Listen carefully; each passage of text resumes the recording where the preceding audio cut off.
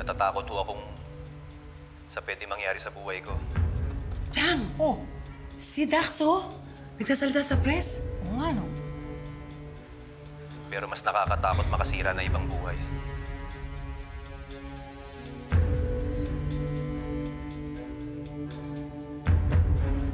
May kailangan ho kayong malaman tungkol sa totoong mastermind sa likod ng pagpatay at pag-kidnap kay Sir Pepe.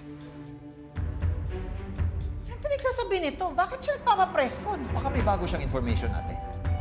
O, Beng, ano pa bang bagong information ang sasabihin niya na hindi pa natin alam?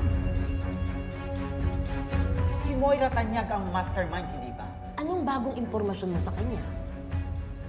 May iba pa ba siyang kasabwat?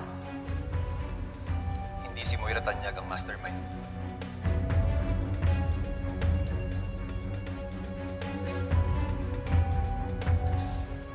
Hindi siya ang totoong nagpadukot at nagpapatay kay Mr. Joselito Tanyag.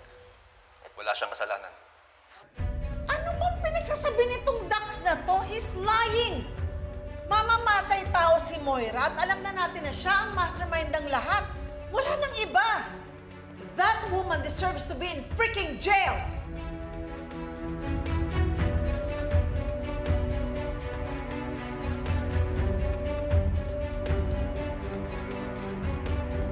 Teka, sigurado ka ba sa sinasabi mo? Meron bang nagpuwersa sa inyo, Mr. Dacanay, para baguhin ang unang statement na sinabi niyo dito sa amin? Wala ho. Gusto ko lang malaman yung katotohanan. Mr. Dacanay, kung hindi si Mrs. Moira Tanyag ang nagpadukot at nagpapatay kay Mr. Joselito Tanyag, sino ba talaga ang totoong mastermind dito? Ang totoong mastermind sa pag-kidnap at pagdukot kay Mr. Joselito Tanyag.